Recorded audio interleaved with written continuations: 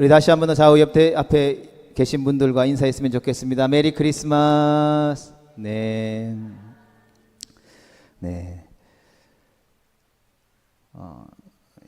저는 교회를 이렇게 오고 가면서 종교 생활을 하던 중에 예수님을 만나게 됐고 또 구원받아 하나님의 지극하신 그 사랑에 감동되어서 그 사랑을 어떻게 하면 보답할 수 있을까 또 기도하던 중에 그때는 목사가 되어야만 복음을 전할 수 있다라고 생각했던 시절이었습니다. 그래서 내가 목사가 되어서 예수님을 알지 못하는 사람들이 있는 곳에 가서 선교사가 되어서 복음을 전해야 되겠다라고 결심하고 목사가 되었습니다. 목사가 되고 나서도 나를 향하신 그 하나님의 놀라운 구원을 생각하면 마음속 깊은 곳에서부터 감사와 감동이 일어납니다. 복음을 전하고 예수님을 믿는 사람들은 무엇인가 잘난 것이 있어야 되고 또 좋은 것이 있어야 되고 뭔가 좀 훌륭하다라는 생각들을 가지고 있었는데 하나님의 말씀을 읽고 또 하나님이 어떤 사람들을 쓰시는지 또 그 하나님의 사람들의 면면들을 또 배우고 말씀을 통해서 보면서 하나님이 어떤 능력 있는 자를 들어서 쓰시는 것이 아니라 하나님의 말씀에 순종하는 자를 통하여서 하나님의 역사를 이루어 가신다라는 것을 깨닫고 이렇게 자존감이 낮고 집안도 잘 못 살고 공부도 잘 못하고 뭔가 별반 잘난 것이 없는데도 하나님이 이런 나를 구원하여 주셔서 하나님의 복음을 증거하며 또 그 한 영혼에게 복음을 전함으로 인해서 그 한 영혼의 인생이 바뀌는 거잖아요. 내가 무엇이 간데 나를 통하여서 하나님이 누군가의 인생을 변화시키고 또 그 인생 가운데에 소망을 전하게 하시는가를 생각할 때에 감사하지 아니할 수 없고 마음에 감동되지 아니할 수가 없었습니다. 그럼에도 불구하고 가끔 이런 생각을 할 때가 있습니다. 과연 정말 예수님이 하나님이실까? 그러니까 의심이라기보다는 이 질문 앞에 이 고민 앞에 묵상하고 말씀을 보다 보면 틀림없이 예수님은 하나님이시다라는 결론에 도달하게 되죠. 그리고 그 결론에 도달할 때마다 다시 온몸에 전율을 느끼게 됩니다. 만약에 우리가 믿고 예배하고 오늘 우리가 그 나심의 기쁜 소식을 듣고 기뻐하고 즐거워하며 예배하기로 나아온 이 시간에 하나님이 아닌 훌륭한 어떤 지도자에 불과하다면 어떤 일이 벌어질까요? 한마디로 제 안에 있었던 우리 안에 있는 그 구원의 기쁨이 물거품처럼 사라져 버릴 것입니다. 성경은 예수 그리스도를 영광의 하나님으로 선언합니다. 오늘 본문 14절의 말씀을 같이 읽어보겠습니다. 시작. 말씀이 육신이 되어 우리 가운데 거하심에 우리가 그의 영광을 보니 아버지의 독생자의 영광이요 은혜와 진리가 충만하더라. 한 번 더 읽겠습니다. 말씀이 육신이 되어 우리 가운데 거하심에 우리가 그의 영광을 보니 아버지의 독생자의 영광이요 은혜와 진리가 충만하더라. 아멘. 우리는 기회가 있을 때마다 이 말씀을 자주 읽고 묵상해야 할 줄로 믿습니다. 좋은 말씀이구나 하고 그냥 지나칠 것이 아니라 밤이고 낮이고 항상 읽고 우리 마음 가슴에 새겨야 하는 것입니다. 왜냐하면 여러분 어떻게 하나님이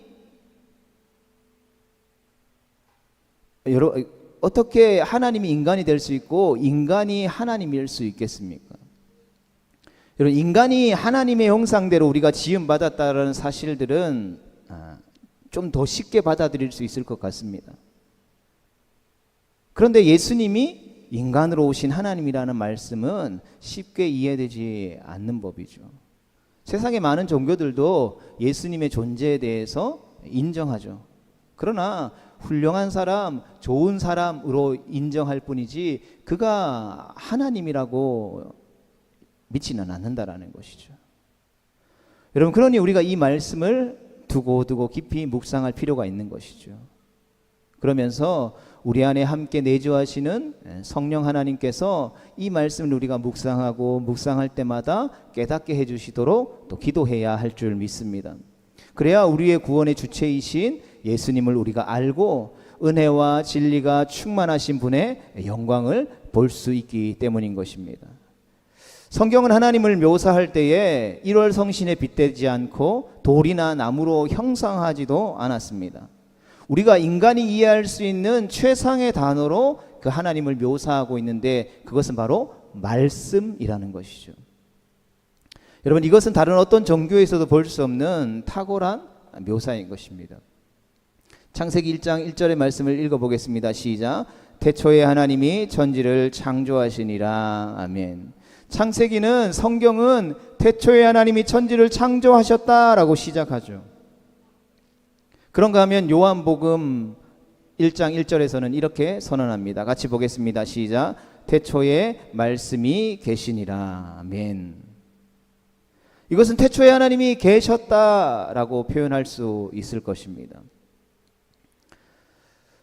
성경은 세상의 거짓 신이나 어떤 온갖 우상들과 하나님을 혼돈하지 않도록 하나님을 창조주 하나님, 절대자이신 하나님, 여호와 하나님 등으로 다양하게 묘사하죠.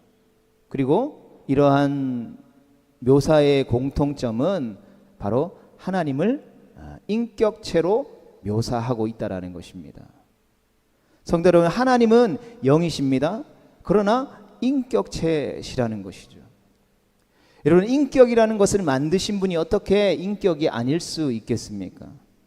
하나님은 영원 전부터 스스로 존재하신 천지 만물의 창조주이시며 비록 우리가 눈으로 볼 수 없고 만질 수 없지만 사랑하는 우리와 함께 대화하고 교제하시는 분이시다라는 것입니다. 하나님은 성부, 성자, 성령이 늘 연합하면서 화목하시기 때문에 고독하지 않으십니다. 그 삼위일체 하나님이 우리도 하여금 남자와 여자가 하나 되게 하셨고 부모와 자녀 또 형제와 자매가 연합하여 공동체를 이루어 살게 하셨다라는 것이죠. 가정과 사회에서 서로 교통하며 살아가게 하셨다라는 것입니다. 이것이 하나님의 성품인 것이죠. 그래서 누가 가르쳐주지 않아도 인간의 본성적으로 인간은 함께 공동체를 이루며 살아가게 되는 것이죠. 그런데 우리가 살아가는 이 마지막 시대가, 이 시대가 마지막 시대라고 하는 이유가 무엇입니까? 바로 하나님께서 창조하신 하나님의 본성대로 하나 되어 공동체를 이루어 살아가야 하는 이 사회가 그 공동체의 근간을 흔들고 있는 것이죠. 다른 것으로도 이 시대가 마지막 시대라고 이야기할 수 있지만 이것을 통해서도 우리가 마지막 시대라고 이야기할 수 있는 것이죠. 그러하게 성경은 여러 가지 의미가 있을 수 있겠지만 이 마지막 시대에 흩어지게 하는 그 어떤 사람들의 그 주장과 가치들을 따르지 말고 뭐 하라고 힘씁니까? 모이기를 힘쓰라는 것이죠. 성부, 성자, 성령 하나님이 연합하시고 그 연합하신 성품이 우리 인간에게 주어졌고 우리는 공동체를 이루며 살아갈 수밖에 없다라는 것이죠. 유튜브에도 보면 유명하신 분들이 교회를 가지 않아도 신앙생활 할 수 있다라고 이야기하죠. 여러분, 미혹되지 않기를 주님의 이름으로 축복합니다. 여러분, 그러하기에 말씀이신 하나님이 육신이 되어 우리 가운데 계셨다라는 사실은 정말 놀라운 사실인 것입니다. 그냥 우리가 매년 12월 25일에 예수님이 우리를 위해 나셨습니다 라고 무감각하게 이것을 받아들여서는 안 된다라는 것이죠. 창조주께서 친히 피조물 속으로 들어오셨다라는 뜻이기 때문입니다. 만유의 주인 되신 주님께서 자기의 모든 지위를 내려놓고 자기 형상대로 지으셨던 인간이 되신 것이죠. 여러분, 우리가 가장 가까운 동물인 개를 키우잖아요. 개가 너무 사랑스럽고 너무 좋죠. 개가 어떻게 행동하는지 다 알죠. 그런데 그 개에게 무엇인가를 가르쳐주고 내가 너를 사랑한다라는 걸 알려주기 위해서 내가 인간이기를 포기하고 내가 개처럼 된다라는 것을 우리가 굳이 표현하자면 여러분 상상할 수 있겠습니까? 내가 개를 너무 사랑해서 나는 개와 같이 살 거야, 개처럼 될 거야 라고 생각하는 것이 가능하냐는 말인 것이죠. 창조주 하나님이 피조물인 인간의 몸을 입고 이 땅에 오셨다라는 이 사실, 앞에 말씀드렸던 그 예화와 비교할 수 없는 놀라운 일이라는 것이죠.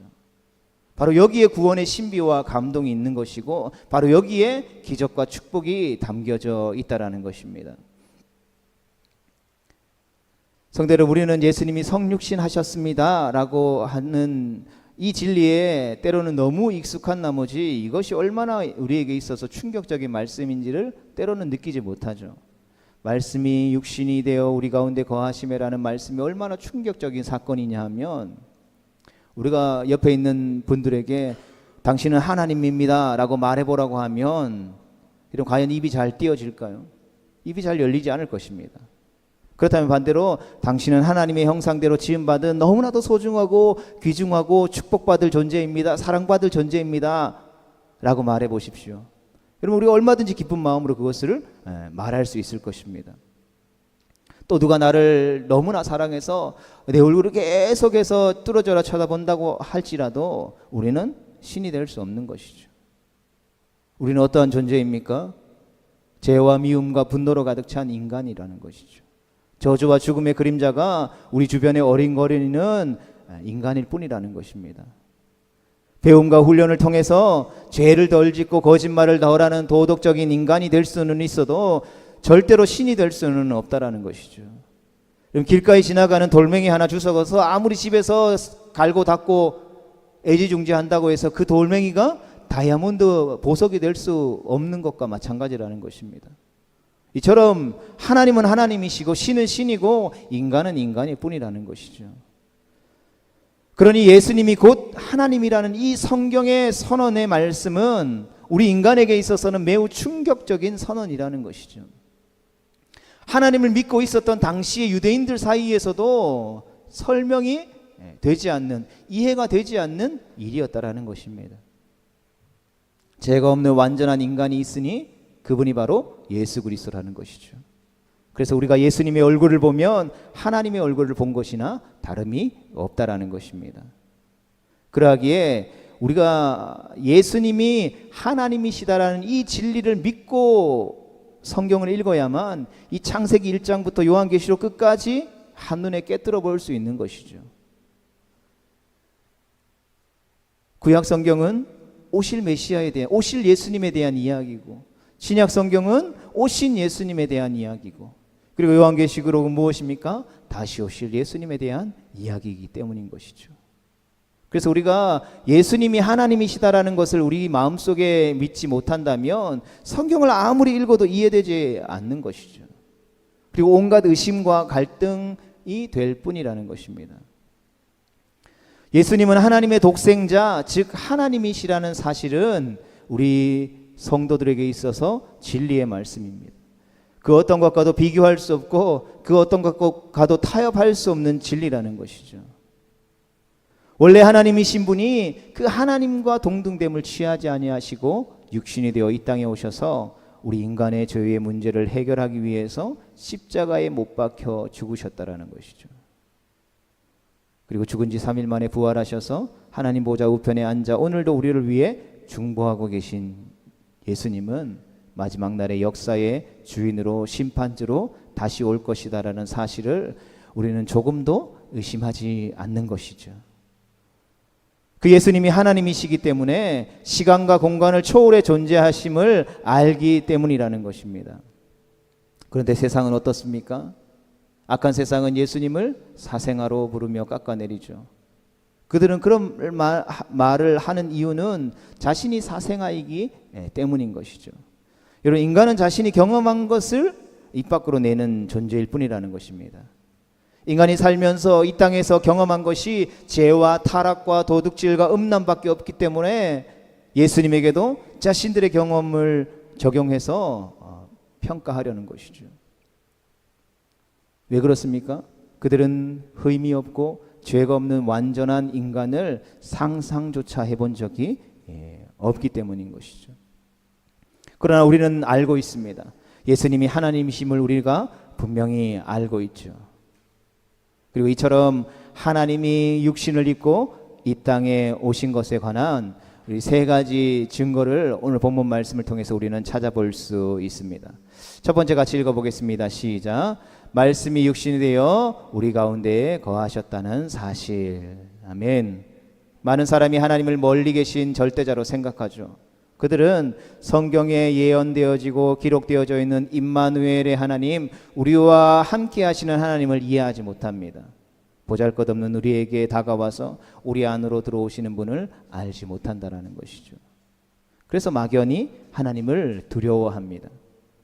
그러나 성경은 하나님이 우리 가운데에 계신다라고 말씀하죠. 말씀이 육신이 되었다라는 것은 하나님이 곧 물질 안으로 들어오셨다라는 뜻입니다. 시간과 공간을 초월해서 존재하시는 하나님이 육체라고 하는 물질 안으로 들어오셨다라는 것이죠. 여러분, 이것이 기독교 진리의 핵심이며 기독교가 말하는 겸손인 것입니다. 겸손은 사람이 낮아지는 것을 말하는 것이 아니라 바로 하나님이 인간이 되신 것을 말하는 것이죠. 하나님이 자신을 포기하고 육신을 입고 인간을 찾아오셨다라는 것입니다. 그러하기에 기독교의 본질은 자기 포기인 것이죠.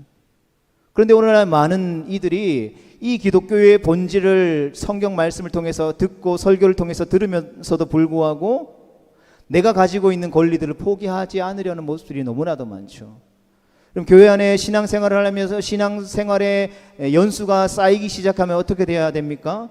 우리가 더 하나님을 향하여서 자라가야 하고 하나님을 더 닮아가야 해서 신앙의 연수가 많이 되면 될수록 더욱더 낮은 자리로, 더욱더 겸손한 모습으로 예수님께서 우리 가운데 보여주신 그 성품을 나타내야 함에도 불구하고 그렇지 못하다라는 것이죠. 우리 안에 여전히 남아있는 죄성으로 인해서 겸손하거나 자기의 권리를 포기하거나 자기를 내려놓는 것이 아니라 더욱더 높아지려고 하고 더 많은 것을 가지려고 하는 모습들을 보게 된다는 것이죠. 그러나 우리가 그런 모습을 보더라도 그런 것들 때문에 힘들어할 필요 없죠. 왜 그렇습니까? 그것은 기독교의 본질이 아니기 때문인 것이죠. 예수님이 우리를 통하여서 이 성육신의 모습을 통하여서 보여주신 기독교의 본질은 또한 하나님께서 십자가의 사건들을 통하여서 우리 가운데 보여주신 그 기독교의 핵심의 진리는 바로 겸손인 것입니다. 자기의 권리를 철저하게 포기하고 내려놓는 것. 그러하기에 기독교가 어떤 세상적인 기준에서 세상의 영웅이 되고 또 세상에서 기득권 세력으로 등장한다면 여러분 기독교라고 할 수 없겠죠. 세상에 많은 사람들이 기독교를 향해서 기독교가 세상의 영웅이 되려고 하고 세상에서 많은 것을 가진 기득권이라고 이야기하죠. 그런데 그러한 주장은 옳은 주장이라고 할 수 없죠. 그럼 내가 기득권인데 내가 기득권이라고 말하는 그 소리를 가만둘 수 있겠습니까? 그렇지 않죠. 기득권을 가진 사람은 그러한 소리를 들을 수 없다라는 것이죠. 기득권이 아니기에 그러한 소리를 듣는다라는 것입니다. 그러나 중요한 것은 기독교는 그러한 것으로 영향력을 드러내는 존재가 아니라는 것이죠. 우리가 초대교회 성도들의 모습들만 봐도 로마 네로 황제의 그 박해 속에서 세상의 영웅으로 등장하고 세상에 가지고 있는 어떤 기득권을 가지고 세상 가운데에 하나님의 나라를 보여주고 영향력을 끼친 것이 아니라는 것이죠. 그들은 자기의 모든 것을 내려놓고 자기에게 주어진 생명조차 자기의 것으로 여기지 아니하고 그 마지막 순간에도 하나님의 나라를 소망하며 그 세상 앞에 기득권이 아닌 예수님과 같은 겸손의 모습, 진정한 겸손의 모습을 통하여서 세상 가운데에 그 무엇으로도 끼칠 수 없는 영향력을 끼쳤죠. 저들은 무엇이기에 내가 그토록 두려워하는 저 생명의 죽음 앞에서도 저렇게 평안한 모습을 가질 수 있을까? 이것이 기독교가 가진 진짜 핵심이었다라는 것입니다. 말씀이 육신이 돼서 우리 가운데 계셨다라는 이 말씀은 구약 성경에서도 찾아볼 수 있죠. 바로 구약 성경에 나오는 성막의 모습입니다. 성막을 볼 때 그냥 이스라엘 백성들이 제사 지낼 때 썼던 그냥 텐트구나라고 우리가 단순히 생각해서는 안 된다라는 것이죠. 하나님은 모세를 통하여서 이스라엘 백성들 가운데 성막을 짓도록 명령하셨죠. 그리고 그곳에서 무엇을 하셨습니까? 그곳에서 인간과 만나 주셨다라는 것이죠. 인간은 짐승의 피를 뿌리고 죄 용서함을 받은 후에 하나님께 나아갈 수 있었다라는 것이죠. 그래서 성막은 인간이 하나님을 만나서 죄를 용서받던 곳이자 그 하나님과 죄 용서받은 인간이 하나님과 만나서 교제함으로 인하여서 절망적인 인생, 소망 없는 삶 가운데 희망과 용기를 얻었던 곳이라는 것입니다. 그러나 이제 하나님이 육신을 입고 이 땅에 오셨다라는 것이죠. 그래서 누구든지 예수 그리스도를 믿으면 그 사람 안에 하나님이 거하시는 처소가 되어지는 것이죠. 이것이 바로 그 말씀이 육신이 돼서 우리 가운데 계셨다라는 말씀의 진정한 의미이자 바로 예수 그리스도의 나심의 증거인 줄 믿습니다. 우리 두 번째 같이 읽어보겠습니다. 시작. 예수님의 영광을 보니 아버지의 독생자의 영광이. 아멘. 육신을 입고 이 땅에 오셔서 우리 가운데 거하시는 예수 그리스도의 얼굴에 하나님의 영광의 광채가 나타났던 것입니다. 영광은 곧 빛이죠. 이는 사람의 빛이 아니라 하나님의 빛이었습니다. 예수님의 얼굴을 볼 때마다 하나님의 빛을 볼 수 있죠. 그리고 그 영광의 빛은 구원이며 치유의 능력인 것입니다. 그래서 예수님의 얼굴에 영광이 없다면 그저 그는 평범한 한 인간이 불과했을 것입니다. 하지만 예수 그리스도의 얼굴에는 무엇이 가득했다라고 고백하고 있습니까? 바로 하나님의 영광이 가득했다라는 것이죠. 빛은 그림자가 없잖아요. 하나님의 영광에는 죄나 어둠이 없다라는 것입니다. 예수님의 얼굴에는 회전하는 그림자조차도 존재하지 않았죠. 인간의 얼굴에는 근심과 걱정과 슬픔과 두려움이 가득하고 인생의 그늘로 인해서 웃음 뒤에도 고독이 묻어날 뿐이라는 것이죠. 하지만 성경은 예수님의 얼굴에는 아버지의 독생자의 영광만이 가득했다라고 선언하고 있는 것입니다. 독생자의 영광이란 무엇입니까? 성부, 성자, 성령의 삼위일체 가운데 성자의 영광을 말하는 것이죠. 곧 하나님의 영광이라는 것입니다.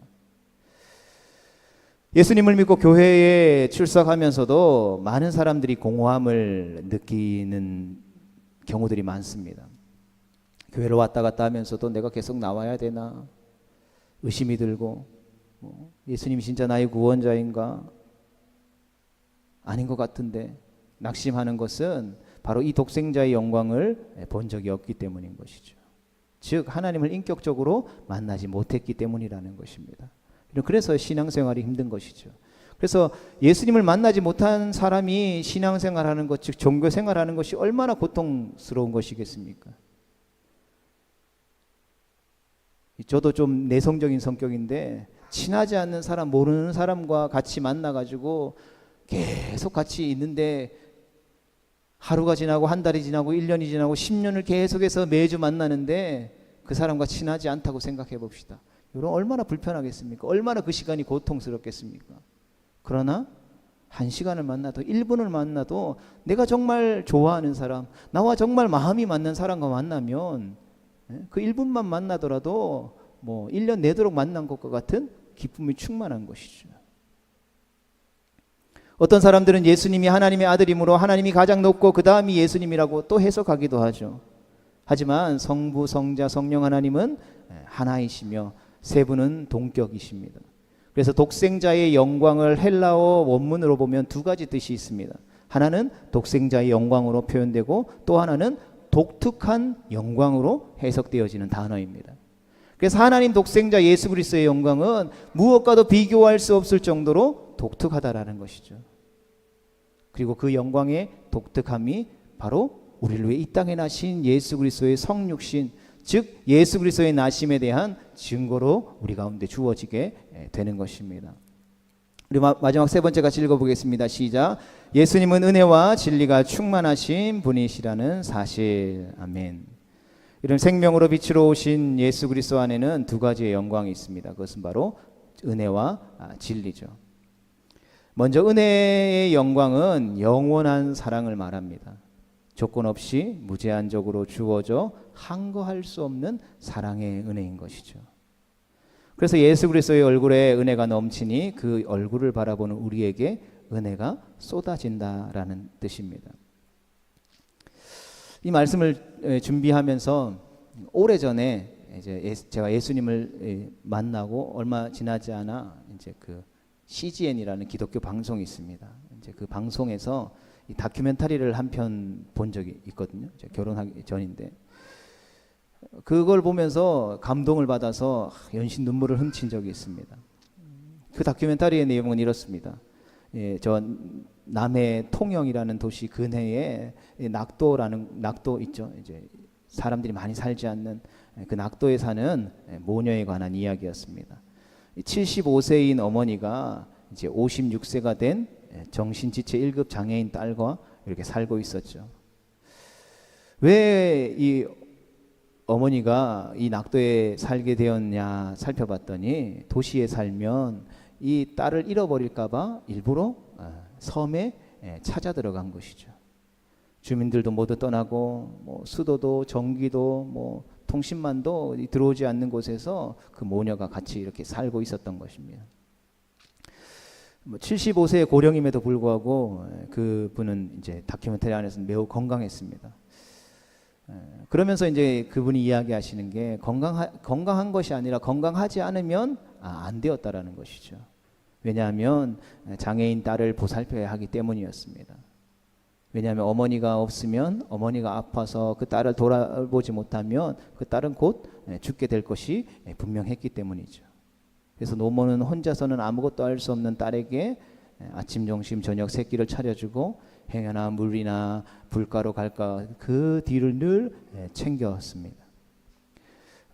아들 5이 있었지만 다 육지에서 이렇게 살고 있고 뭐 전화도 안 되고 아무것도 안 되니까 이제 노모는 딸을 돌보느라 낙도에서 이제 그때 당시 한 달 생활비 20만 원을 쪼개면서 이제 살고 계셨습니다. 그런 그 섬에 이제 모든 사람들이 다 나가고 이제 예전에는 교회가 있었는데 이제 사람들이 나가고 이제 교회가 이제 아무도 하지 않는 문 닫은 교회가 하나 있었습니다. 그래서 그 교회에서 그 할머니가 자기가 죽으면 누가 딸을 돌보겠냐면서 날마다 이제 교회에 가서 기도했죠. 어머니는 자녀를 위해서 모든 것을 희생하고 있었던 것입니다. 제가 그 다큐멘터리를 보면서 그 노모의 삶이 어떤 이 땅의 위대한 성인의 삶보다 더 위대해 보였습니다. 왜냐하면 그 다큐멘터리 가운데 나왔던 그 노모의 모습이 바로 하나님의 사랑이 바로 그 노모의 사랑과 같지 않았을까 하는 생각이 들었기 때문이죠. 그래서 그 다큐멘터리를 보면서 눈물을 하염없이 흘렸던 기억이 있습니다. 성도 여러분, 하나님은 보잘것없는 우리를 이처럼 밤낮으로 보살펴 주시는 분이십니다. 그리고 예수님의 얼굴에 흐르는 은혜와 영광이 우리에게 임했기 때문이라는 것이죠. 또한 예수님의 영광은 진리의 영광입니다. 진리란 진실을 말하는 것이죠. 그래서 거짓이나 과장이나 속임수가 없는 것입니다. 성경은 잠언 11장 1절에서 하나님께서는 속이는 저울을 싫어하신다라고 말씀하고 있죠. 그럼에도 불구하고 저울 눈금을 조작하고 속이는 장사꾼들이 얼마나 많습니까? 법원은 공정한 재판을 원칙으로 합니다. 그럼에도 불구하고 종종 우리는 불공정한 판결이 내려지는 것을 보기도 하죠. 왜 그런가 봤더니 인간의 지식과 학문이 불완전하기 때문인 것입니다. 하지만 성경은 예수님의 말씀은 완전하고 진실하다라고 증언합니다. 하나님은 모세를 통해 율법을 주셨지만 예수 그리스도를 통해서는 은혜와 진리를 주셨다라는 것이죠. 오늘도 우리는 그 사랑 안에 그 진리의 영광 안에 살아가고 있는 줄로 믿습니다. 이것이 바로 예수 그리스도의 나심의 세 번째 증거가 되어지는 것입니다. 성도 여러분, 이처럼 우리는 오늘 우리를 위해 이 땅에 가장 낮고 천한 피조물의 모습으로 오신 아기 예수님의 탄생을 기억하고 또 기념하며 기뻐하는 이 시간들을 통해서 죄인된 우리가 감당할 수 없는 분에 넘치는 은혜를 받았음을 다시 한 번 더 기억하게 되는 것입니다. 그리고 그 분에 넘치는 은혜를 우리 가운데 베풀어 주신 예수 그리스도로 말미암아 죄 용서받고 구원받아 영원한 생명을 얻게 되었다라는 사실들을 다시 한 번 더 확인하게 되는 것이죠. 그리고 우리에게 이러한 믿음이 있다면, 그 예수님을 향한 믿음이 있다면 우리가 어찌 기뻐하지 않을 수 있고 어찌 감사하지 않을 수 있겠습니까? 내 삶의 형편과 내 삶의 모습들이 때로는 감사할 수 없고 기뻐할 수 없는 상황이지만 우리를 위해 이 땅에 오신 그 예수님을 생각한다면, 그 이 땅에 오심으로 말미암아 우리를 구원하셔서 우리에게 참된 기쁨과 평안을 주신 예수님을 기억한다면 어찌 기뻐하지 아니할 수 있고 감사하지 않을 수 있겠습니까? 바라기는 우리를 위해 이 땅에 오신 예수님의 탄생을 기억하고 또 기념하는 이 시간을 통해서 다시 한 번 더 우리 모두를 향한 하나님 아버지의 놀라운 사랑을 깨달을 수 있기를 주님의 이름으로 축복합니다. 그리고 그 사랑을 베풀어 주신 주님 앞에 모든 찬송과 존귀와 영광을 올려드리고 우리를 위해 이 땅에 오신 그 예수 그리스도 나심의 기쁨의 소식을 증거할 수 있는, 전할 수 있는 거룩하고 복된 성도 되어질 수 있기를 주님의 이름으로 축복합니다.